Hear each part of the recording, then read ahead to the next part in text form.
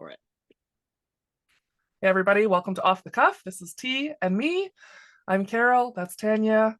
We are talking about long-term vision and how important this long-term vision is to, well, pretty much everything. Anybody here ever had experience with being really excited about something, telling people about it because you want to bring them along with you? I know I have. And how successful has that been for you?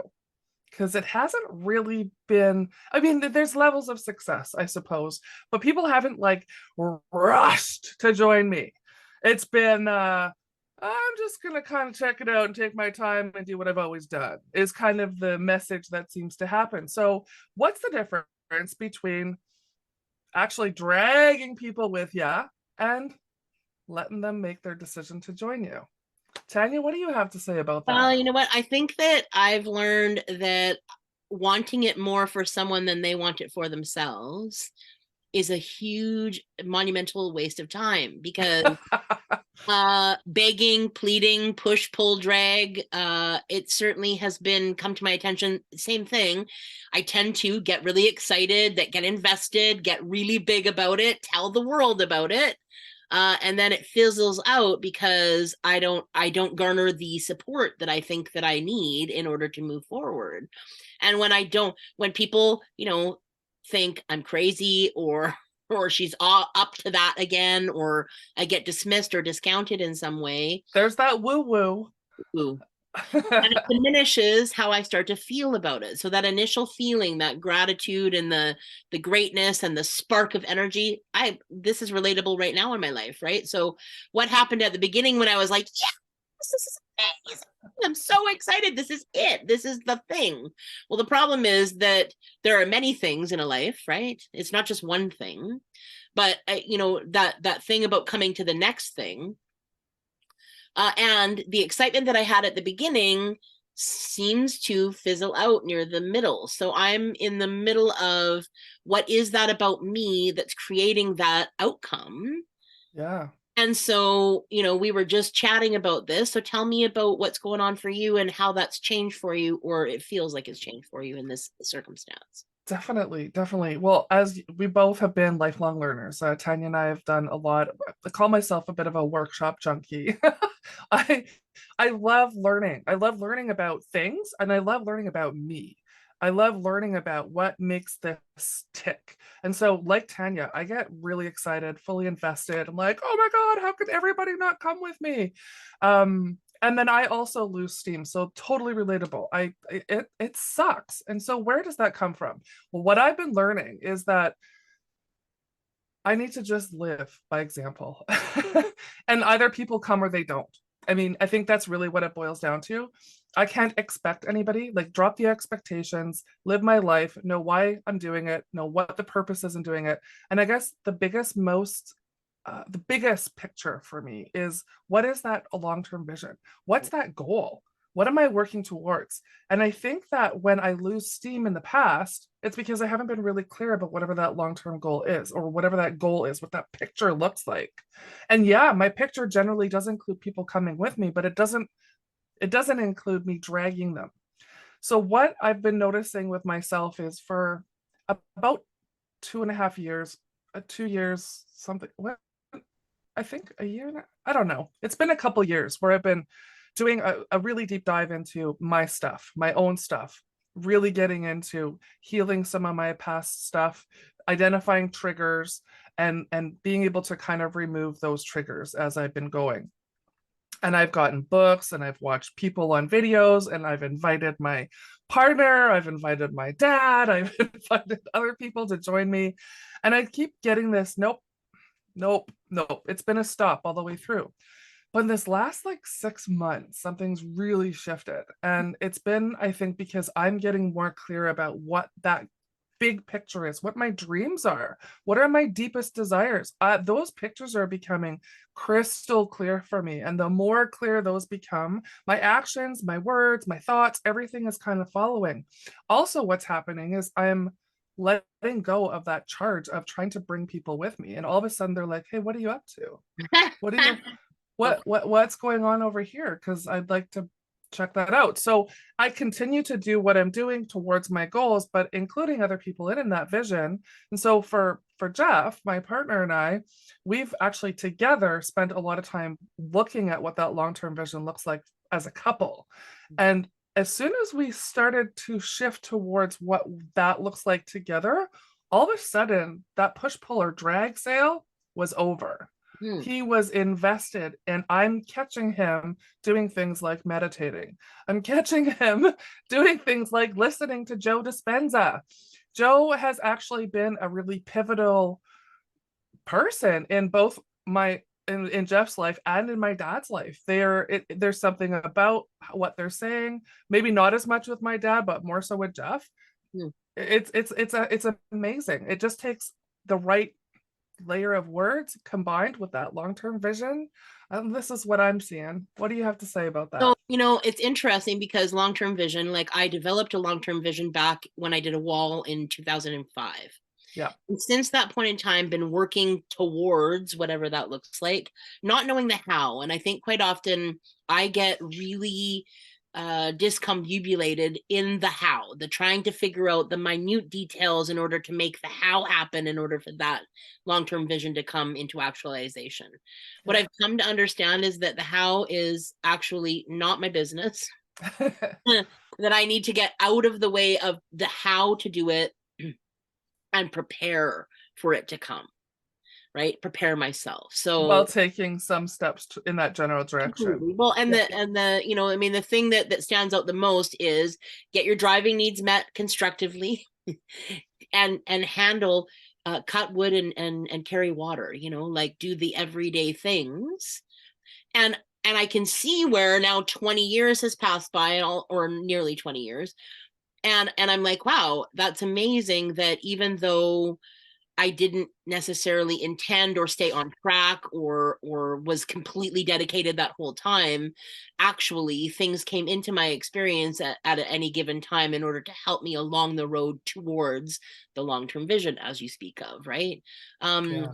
If I think of the trauma and the tragedy that at one point in time was my reality, and how just taking care of those things took everything in me. It wasn't like I had extra time or anything. It was completely consumed in this looking at past historical events, healing trauma in our family system, taking even a closer and a deeper dive at family systems and understanding about all of the roots of that, right? It's rooted in history. And so how do I change that? Intentionally, obviously, and living aligned to what it is that I want to see in the world, right? So living more aligned towards bringing more laughter into the world, being more easygoing, right? So my triggers used to be alarming, and I would freak out, and I would go from 0 to 100, and then need to come back down. What I'm noticing now is the activation is there and I notice it, but I don't have to go up that scale in order to come down again every time anyway. Not that it's a perfect science, but I notice that my nervous system is more settled because I've been doing that work. And so the more work that I do around that, the easier the conversations are with family members, the easier or the more ease everything seems to be. So I don't know what this whole idea of people are in search of purpose, right? And I have been that in search Yes. Oh my gosh. forever, right? If I could just get to the purpose, then I would finally know what it is that I'm supposed to be doing. What I've come to understand is that it is not out there. No. Nothing is out there. No. That is all here, right? Yeah. So when I am following the practice of meditating, there is more peace within, and therefore there is more peace created in my life because of those circumstances. So, and really, it was a pretty big wake up call, maybe in the last 2 years, certainly, where it was like, wow, I don't actually have to go out there and earn my worth and work till I'm dog tired and all of those things. That actually, that's internal. And there was such a practice and I was so strong in it, yet it's waned and subsided. So I'm curious about that, right? I used to beat myself up over those things and really shame myself about those things. I'm now coming at things from such a place of curiosity, like, what is that? What is my resistance to that? When it was helping, why would I ever stop doing that? And I don't think I'm alone in any of that, right? No. So, and life is such, it's ebb and flow, right? There's a continuous motion that happens. And how do I prepare myself for what's coming? Yeah. Yeah. That's a great question. How do we prepare ourselves for what's coming? I don't know if that's a one word or one thought answer there, but No, it definitely isn't. But I like the idea of the fact that now that you've kind of let go of the resistance to, I just want you to come with me, like mhm, that arduous, hard, like if you just get in front of me. And I learned that with my kids a long time ago, like when I was micromanaging their lives and trying to be what I considered supportive, what they considered meddling, or whatever they want to call it. That in fact, once I just started living my life in a way that brought about change, they started paying more attention and started gearing their lives towards whatever that was for them, right? So it's not going to look the same. It's not just a one size fits all answer for sure, but it's the idea that they were inspired through my actions of living my life and living it boldly, that they then started interpreting whatever that looked like for them, mhm. which is pretty amazing to witness for sure. That's awesome. That's great. I very relatable here too. The idea of the long-term picture. And so Jeff and I, first of all, we had to agree on what that looked like. Like, or we didn't have to agree, pardon me. We didn't have to agree at all. What we started talking about what that looks like, and we started to kind of dissect it all. And then we made a big list of all of the components that would be included, and like right down to our future home, the home that we intend to have in our possession at some point. So we've got this image, this picture, and this picture has come alive to the degree that when I go to bed at night now, I lay down in my bed where I am, but I am actually going to bed in that home. Um, And I walk through sleeping, reaching over and touching him, and then getting up in the morning, putting my feet down on the fuzzy carpet, smelling the fresh air from the forest outside. There's all of these, as much detail as you can get. What does it smell like? What does it taste like? What does it feel like? All of these details.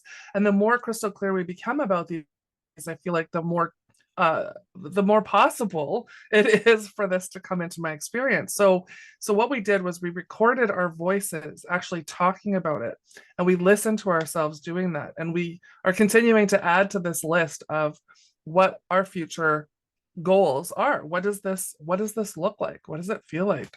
And I feel like just last week and a half ago, there was a house that became available really close by that was like halfway from where we are now to where we want to be.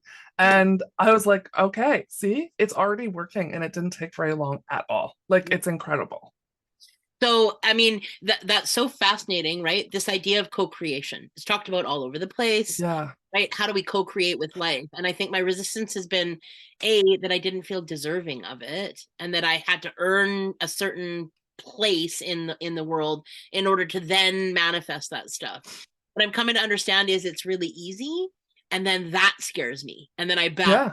right? I'm like, whoa, hang on a second. I asked for that last week. This week I have it. It's too much, too soon, too good to be true, right? I mean, Mm. these are the sounds of my forefathers before me. That's too good to be true. It couldn't possibly be that easy, right? And those are conditions within my family system Mhm. that got passed on generation to generation to generation to generation. And could it be that easy?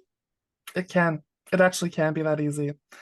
It can. And we ended up not taking that house, but the fact that something like this was presented to us that was so close to what it was that we were focusing on, I'm like, this only took, like, it was a couple of months. Right. Like, it was a couple of months. And look at what the universe is already saying. Hey, how about this one over here? Like, I'm talking like we were seriously halfway between where we are now and where we want to be. It was It's pretty well, because it's not like you're out there looking for it. What you said No, is, no. I've decided that this is where we're going. We're Yep. going to live in that vibration, right? Yeah, Uh, yeah. and by recording yourself, because I'm remembering back to like courses that I took with Arlene Ranelli when she was like, you have to hold that energy for longer periods of time than just the, the flash in the pan, so to speak. So when you make it more consistent and it becomes the mantra and the energy that you live within, the universe then starts responding in that way. Hmm. Again, sometimes it happens so quickly and so easily that it scares me. I'm like, well, no, whoa, hang on a second. Or it's more than I asked for. And then I, get mixed up in that I just don't deserve it, stuff. So it's fascinating. I'm fascinated by, the idea, if we're all co-creators and we could all do this, what would the world look like if we all got a handle on what that actually is?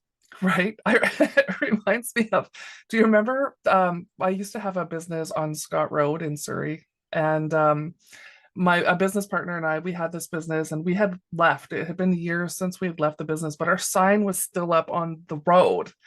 And I remember driving by with my kids in the car one day and just saying, gosh, I swear the only way that sign's going to come down is if the place goes up in flames. And a week later, the place went up in flames. Um, and I'm not saying I had nothing to do with it, but I did say it. So it's interesting how it's the law of attraction. They have a lot of experiences where things like that have been said and done. And I'm not some kind of person that's going on and burning things down. But it's amazing what will actually take place when we just put a thought. Like, I didn't have any energy attached to it. It was a really off the cuff remark. But this is how easy it is. And I'm not saying I did it, because I didn't. It's just that's a really quick turnaround, and a really might actually, my grandma, maybe it is a familial thing. My grandma wished somebody dead because he was a very abusive partner to somebody else in our family, and he eventually did drop dead. So we're like, okay, so there is these possibilities, right? I, Yeah, I we don't can. know if we use these powers for those kinds of things, but No, the idea that anything is possible, I guess. anything is possible. Living in the possibility instead of the reasons why not. Why not?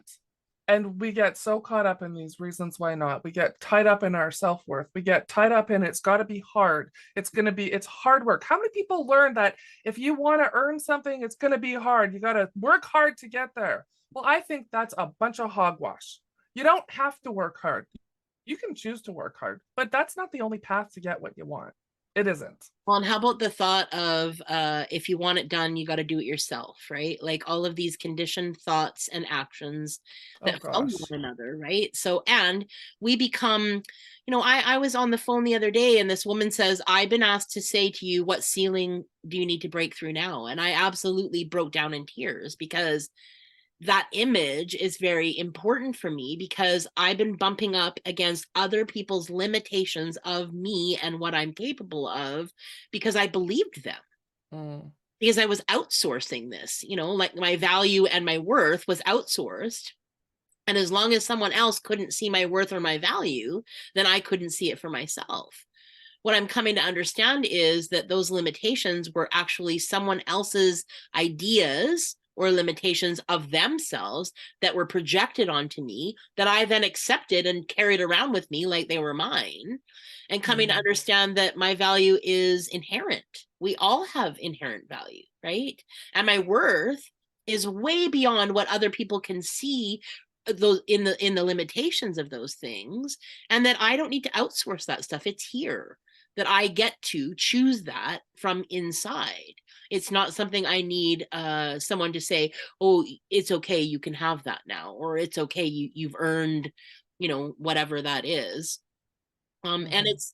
I wish that we were teaching these things in school, right? Oh my gosh. Meditation, those Yeah. kinds of things would, to me, serve the world in a better way, where we could actually have conversations about polarity and polarity opinions, polarized opinions, because I think that we don't do that well in the world. We're just kind of mad at each other and seemingly when someone is pointing at the other, then that becomes the problem, right? So how do we get to the solution of all of this? How do we talk about these things? So here we are off the cuff talking about Man, things that are in our experience. I yeah. wonder, do you have a long-term vision? What's your experience with push, pull, and drag? Did you push, pull, and drag your family or your friends in order to get them to listen? Or are you one of the people that have been or being pushed, pulled, or dragged along? Like, what's going on in your life? We'd love to hear from you. We'd love to hear your comments. Please comment below. This is Off the Cuff with T and Me. I'm T, that's Carol, also known as me. And we're just here once a week talking about things that are important in our lives, and we're hoping that you gain some value from that. So if you have any questions or comments, please leave them below and subscribe. Yeah. Subscribe so that you get warned when we release another video. You'll get Thanks for joining us today, everyone. Yeah. See you next time.